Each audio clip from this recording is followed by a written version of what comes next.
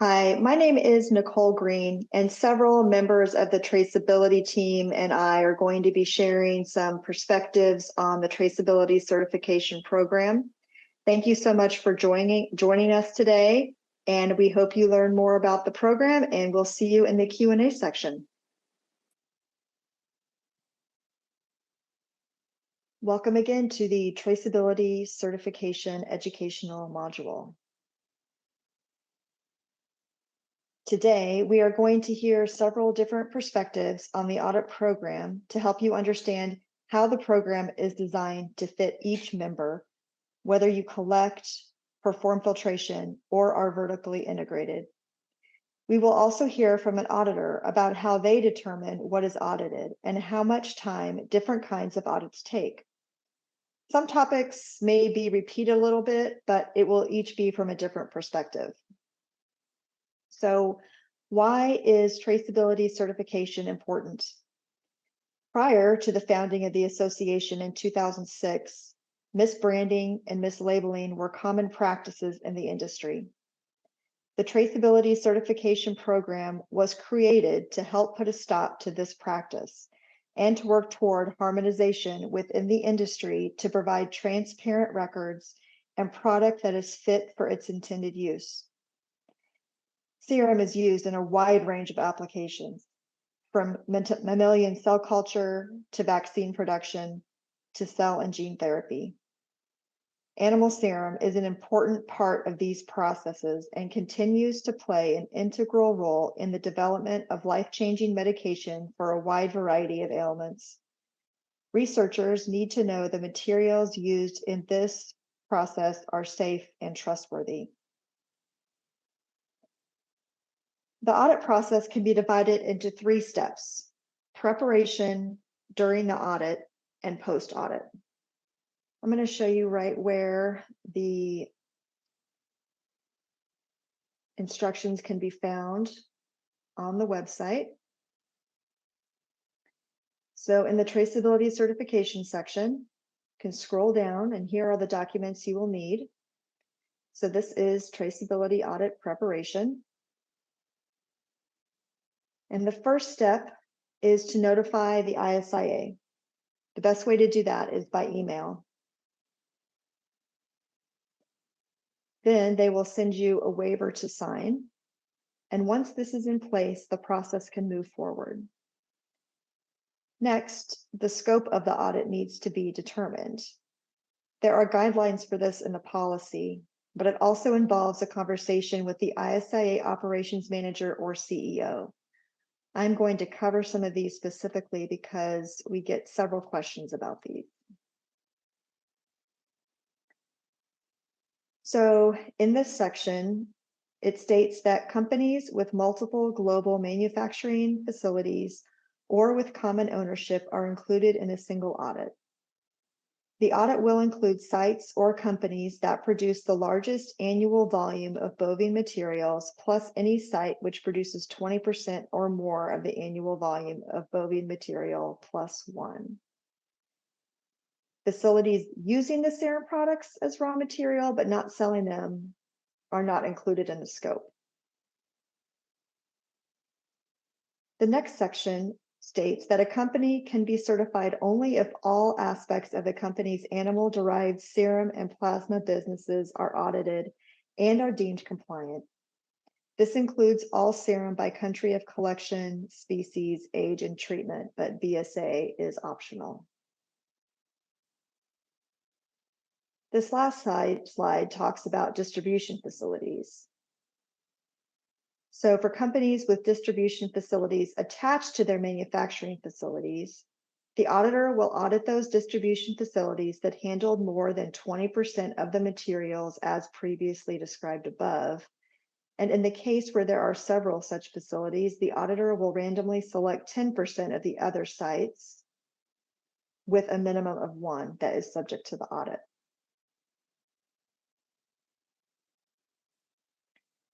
ISIA has approved auditors all over the world.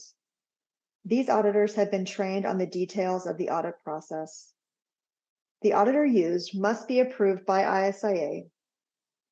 So now that you have the scope and the auditor determined, it's time to write your audit plan.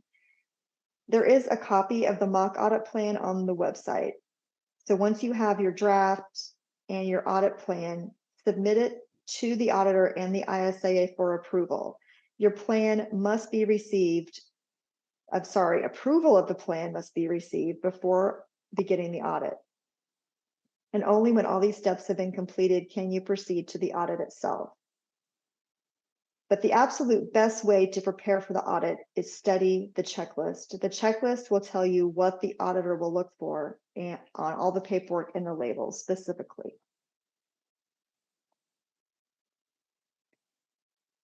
The checklist can also be found on the website along with instructions.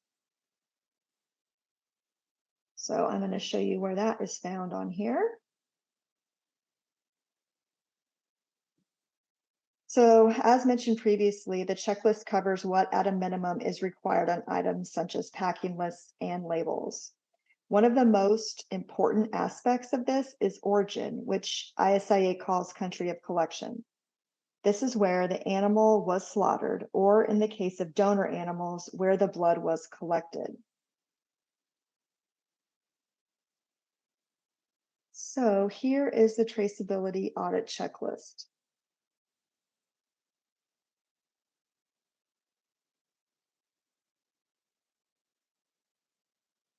The beginning of this checklist lists the mandatory sections for every company, but then the rest of the checklist, you can select which sections apply to your specific business. So these provide evidence to the auditor that your system shows traceability and transparency of each batch. Also, you'll notice here, for finished batches of FBS, the auditor will take at least 2 samples for age and origin testing. This is performed by Oratane. So this is mandatory for finished material only. And there are also detailed instructions on how to ship these samples located at the bottom of the traceability certification page. After the audit is complete, the auditor will file the audit report with ISIA. Nonconformances must be dealt with, and Dana is going to discuss this a little bit in more detail later on. If the audit is satisfactory, the company is notified of completion and will be sent a certificate. The auditor will also provide a copy of the approved final audit report. If this is the company's first certification, the company will be added to the section of the website that lists certified companies, and then will be sent an application for use of the ISIA seal. Specific examples of seal use are required to be submitted to the ISIA for approval, and seal use cannot begin until approval is granted. So at this time, I will turn it over to Dana with River City. She's going to share from this perspective of going through an audit. I'm Dana Lynch with River City Biologicals. I'm going to talk to you today as an auditee. We are talking about the audit perspectives to become certified for traceability in the serum industry. And I'm just going to talk about my experiences as a raw materials supplier and the audits that I've been through and how easy it is for you to do. So the first thing I wanted to talk about was the prep work. From the very beginning, the entire audit process is transparent, it's comprehensible, that your auditors and ISIA are very helpful during this process. So as soon as you notify ISIA that you plan to become traceability certified, or if you need to renew your certification, so that's the first thing you have to do is notify them. They will find you the auditor that best fits your industry based on your processes, the country you're in, etc. The second step is that the auditor will then contact you and he'll provide you a checklist. You'll sign a waiver of liability and give you audit preparation instructions. If you are considering being traceability certified, then your company can be certified only if all aspects of the company's animal-derived serum and plasma businesses are audited and are deemed compliant. This includes all serum by country of collection, species, age, and treatment. The bovine types that are permitted through ISIA are fetal, neonatal, newborn, calf, adult, and donor. During the audit prep, all facilities associated with manufacturing, storage, and distribution of serum are included in the scope of the audit. Your auditor will review company records that relate to the audit for at least 1 year for your initial certification, or if it's your first time, and 3 years for recertification.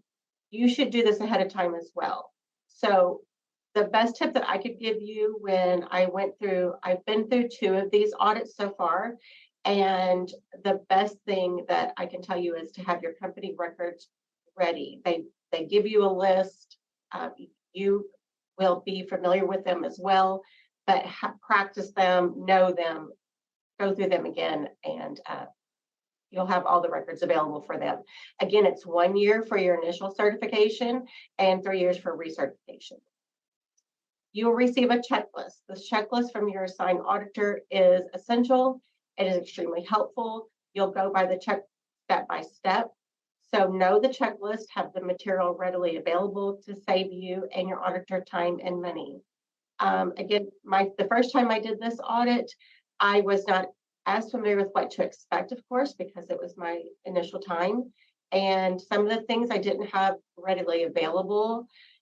And obviously it costs us a little more money and more time.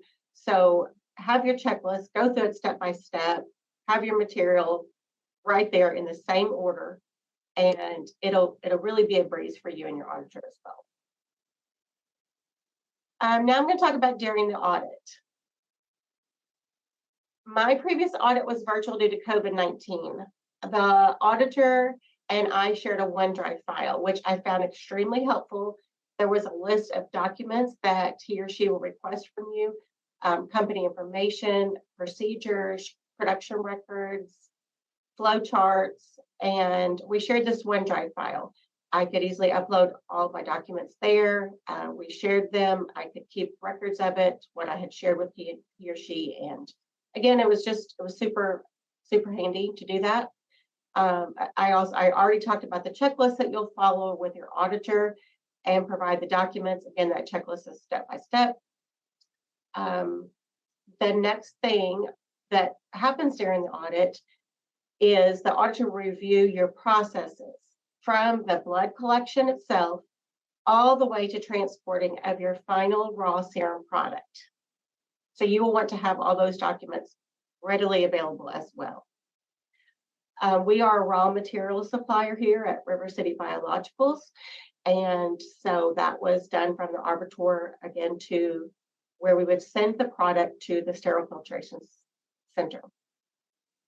As a raw material supplier, a remote audit was also performed at one of our arbiter sites. The site that they went to said it was also very easy for them. They cooperated, and it was done remotely with COVID, but they will check your abattoir sites as well.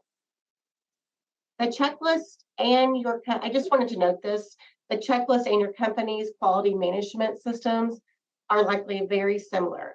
I found that very helpful during our audit. After the audit, you'll receive an audit summary with any findings. They may be a major nonconformance.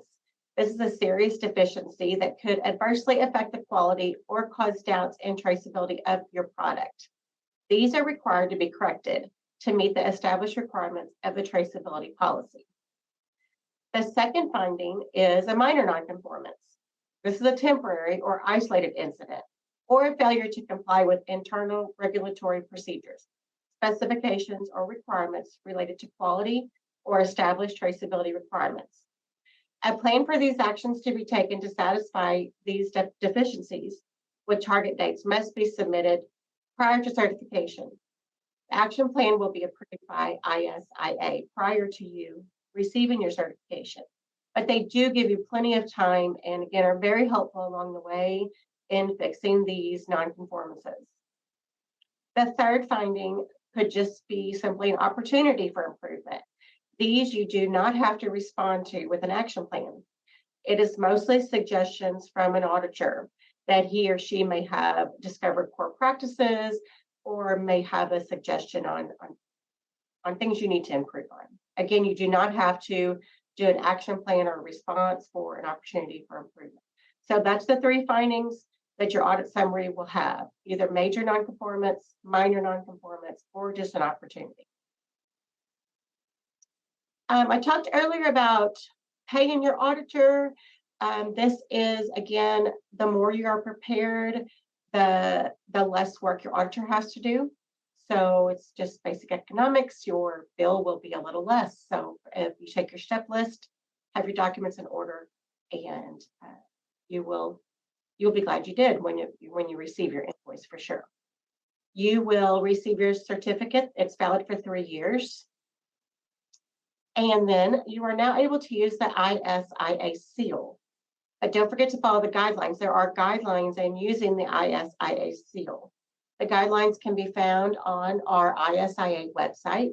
If you go to member access, then traceability certification, then use of traceability seal policy. And there's tips on there about what documents to use them on, etc. The best tip that I can give you, and I have repeated myself multiple times during this because I think it's essential, is to follow the recommendations by ISIA in your daily processes, in your quality management systems. And then when the next 3 years rolls around, you're ready for another audit. Again, it saves you time and money.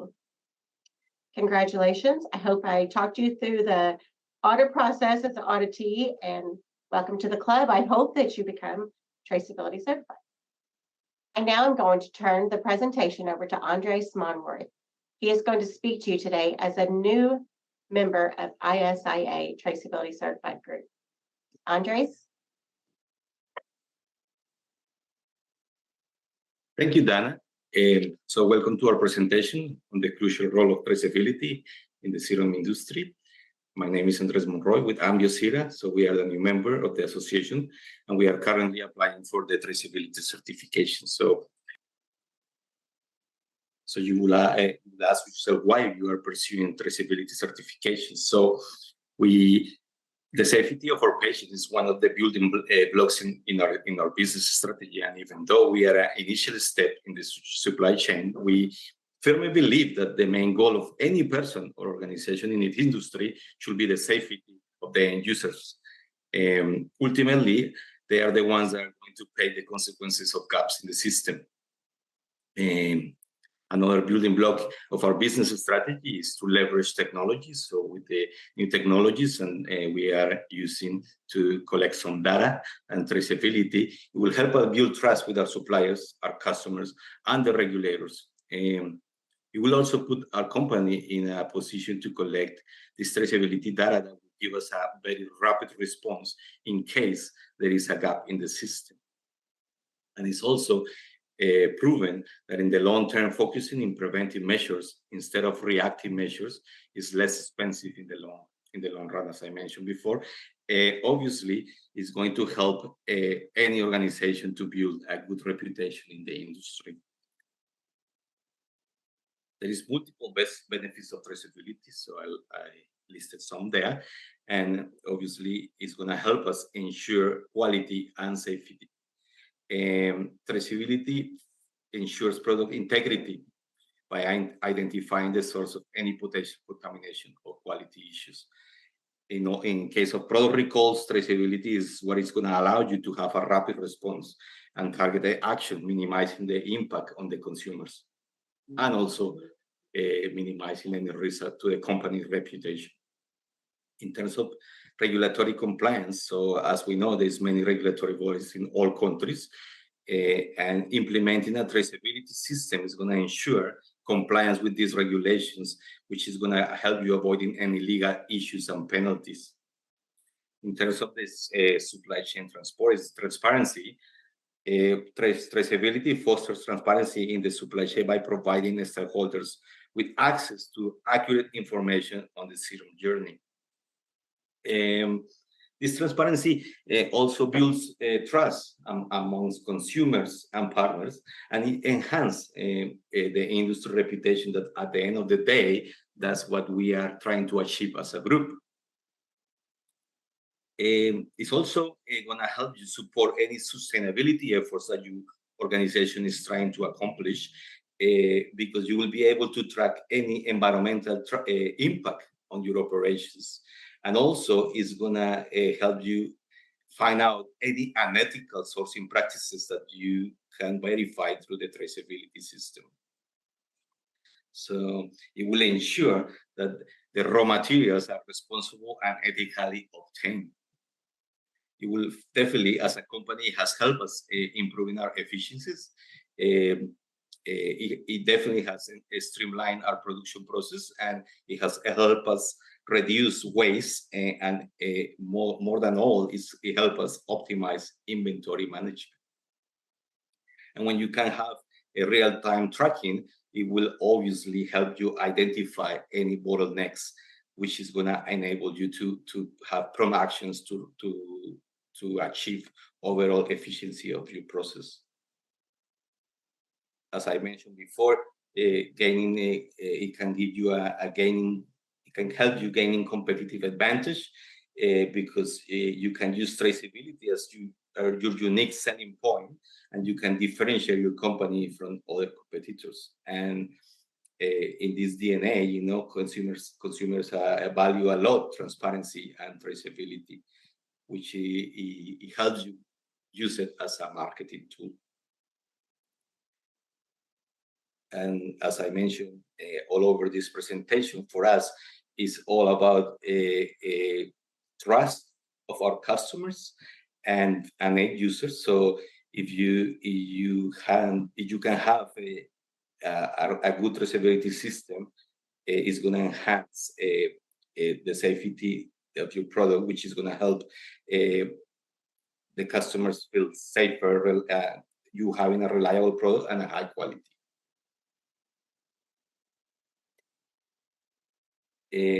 Achieving the traceability certification as a new member is not difficult. The main effort is developing your traceability and quality management system, which we firmly believe that if you don't have any traceability or quality management systems in place, you should not be in this industry. So it's part of any company, and it's been happening for multiple years, decades, I'll say. So in terms of that, you know, it has to be done. It's part of the requirements, and it's not going to be an extra effort to do it. In terms of time, well, time is money, so collecting the data take a while, but it's part of it is what it is. And also arranging this execution of the traceability audit with the auditors is another little effort that you have to do, but it's not much longer. In terms of cost, as I mentioned before, yeah, there is a financial cost to achieve this traceability certification, but at the end of the day, as I mentioned before, and as I mentioned all over this presentation, is about the safety of our patients. So thank you. And I'll pass to Ken for a auditor perspective. Thanks, Andres. My name is Kent Treichler. I am going to talk to you today about an auditor perspective for the ISA audits. I am currently one of the independent auditors that performs audits for the ISA, and I want to give you a little background and perspective of how these audits are performed. So Nicole and Dana have talked about an audit scope. So one of the most important documents that's reviewed between the ISA and a member is the audit scopes. The audit scope looks at what types of serum are there, be audited, the number of sites, how many collection facilities there are, et cetera. And so that then is used to then communicate between the member and the auditor with regards to what is in scope of the audit. And so the scope then is reviewed, an audit plan is determined, and then there is the sections within the checklist are identified that need to be audited for the completion of the audit. As Dana had indicated, the initial certification is for 1 year, meaning that an auditor for the initial audit will review the past years of purchases and sales of serum and animal products to perform the initial audit. And then any subsequent audit for recertification is performed every 3 years. And that audit there will look at the sales or the purchases and sales of materials for the previous 3 years. Again, depending upon how integrated or how vertically integrated an organization is will determine the depth and the breadth of an audit. So that's kind of where you determine, look at an audit plan as well as the audit checklist to determine what needs to be completed for the audit. Additional topics for the audit will include or could include follow-up on any non-conformances from previous audits. Again, it looks at process of blood to serum that's used and sold, or serum that's used for final product, and sold as final product to customers. It also would include a mass balance, and the mass balance looks at the purchases of material all the way through the sale of materials. So somebody that is, for example, is collecting blood and processing blood, the mass balance would be looking at the blood that is purchased and manufactured and processed in the serum and the sales of that product to the end customer. That mass balance can be formed forward or backwards, meaning you can look from the purchase of materials through the sales, or the sales of materials back through the purchase. Included in the audit will be any storage facilities, could be on site, there could be remote audits that will need to be audited. As Dana had indicated, we are now performing remote audit for abattoirs, which is done through a checklist, which helps to facilitate that product, make it a little easier for the abattoirs. And the abattoirs have a lot of regulations, and it's really a business that is under extreme scrutiny. And this is a way we can do it to help get what we need to have for the audit and not interfere with their business at all. What Nicole has talked about as well is that we as auditors are required to perform orethane sampling on at least 2 batches during every audit. And these samples are collected either randomly, or an auditor may be going through paperwork and has some questions on some material that may be either finished product or raw material that will need to come under further scrutiny and be tested for through orethane testing. So how long does an audit take? So the audit, again, it depends on the scope, right? So the scope could be a single day for a single site, and it could be relatively easy to do. Other ones could be multiple days, depending upon the number of sites to visit, the number of raw material manufacturers they have, how many storage facilities they are. Again, the auditors or the abattoirs are audited remotely. So again, the time for the audit is dependent upon the breadth and depth of the audit. And again, that's all worked through and determined with the auditor and the auditee. So what's the cost of certification audit? So as auditors, the costs are determined between the company being audited and the auditor. The ISA, while providing training, policies, checklist procedures, documentation, and the scope for the auditors to use for each audit, cost is not set by the ISAA. The ISA does ensure consistency by training the auditors. Independent auditors are trained by the ISA, and then there also is a section on the website that is a resource section that contains all the documentation that would be needed for an audit. It includes the checklist, any procedures, any forms. Again, the means and mechanism here is to make sure that auditors are consistent with understanding the policies and procedures and can perform audits across sites to be consistent around the world. What kind of costs are included in an audit? Well, there's everything from audit prep to travel. Travel could be the cost for flights, which you typically bill at cost. Could be if an auditor has to travel between multiple sites, the auditor may charge you for time to travel from audit sites based on the amount of time they need to be actively involved in the audit. Any miscellaneous expenses, which can include meals, hotel, parking, those are all billed at cost. Typically, an audit is booked in 1-day increments, and typically not an 8-hour clock. So if an auditor is coming on site and you need to have them there to receive product or go to an abattoir or go to a processor, get them up early, get them on the road, get him or her on the road and make use of their time. And also depending the audit, the scope may be longer than 1 day as well. As Dana indicated, you can get into a situation where documents may not be ready, or you have to scramble for information, be ready, and an audit may extend due to the amount of information that needs to be reviewed and scrutinized for the audit. As well as an auditor may take and charge you time for reporting or any follow-up on non-conformances.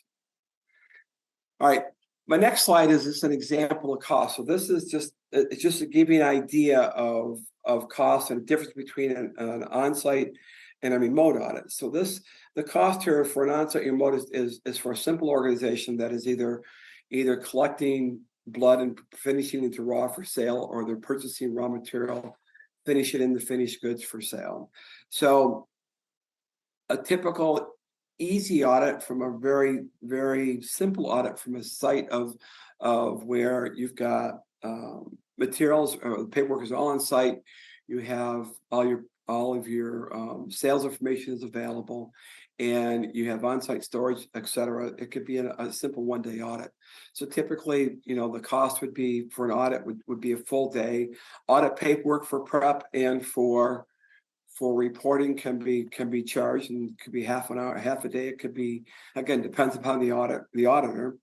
The travel expenses are billed at cost, right? The travel expense could be travel between different sites with regards to airfare as well as auditor time. The last section there is Oratane samples. Again, as discussed, auditors are instructed to take 2 independent samples for Oratane testing. Again, these could be samples that are selected randomly through the batches that are reviewed, or can be selected based on cost. So I hope that gives you a little bit of an idea of the perspective of the auditors with regards to their interaction with the auditees. Again, we're very informed within the industry, very informed within the documentation required, and as we can help go through a lot of that, we help prep that as well, so that our time is limited and your costs are limited as much as possible, and help to make sure that this goes along successfully. Okay, back to you, Nicole. Thanks. There are many benefits of certification. More and more end users and regulators are supporters of the program. It is an independent third-party audit, so is therefore an opportunity to improve your systems as viewed through the eyes of another person. It also creates common ground within the industry, as we all work towards providing the end user with material they can count on to be labeled properly, certified with transparency, and trusted to do the intended job. By laying out a framework of what is required for documentation in each stage of the process, along with the Oratane testing, trust in the serum industry will continue to grow, so that animal serum can continue to be a crucial source for many years to come. So with that, please type your questions in the chat and we will do our best to answer them. Thanks again for your time.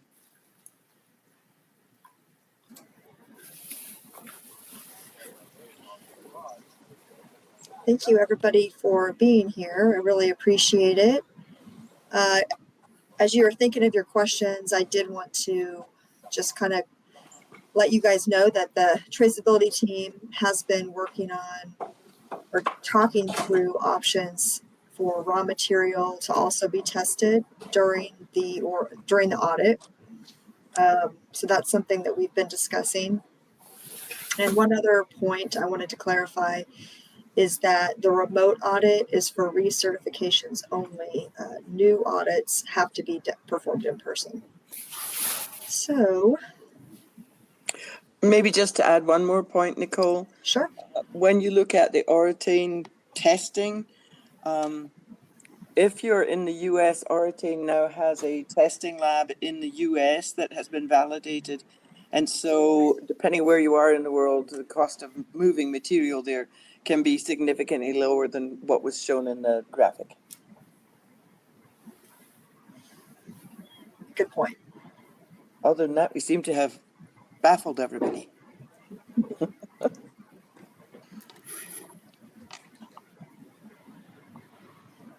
I think that this was a very comprehensive overview of the Traceability Certification program. You may remember, if you haven't seen the presentation from a couple months ago about the geographic testing, that is available on YouTube, on our YouTube channel.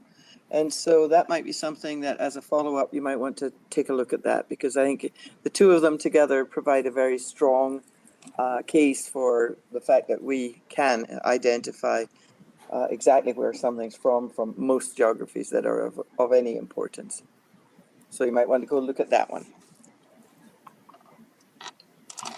Anybody else have observations or questions? Nope, nope. Okay. All right. Thanks everybody for attending, and let us know if you have any questions at all. Thank you. Okay. Bye. Bye. Bye.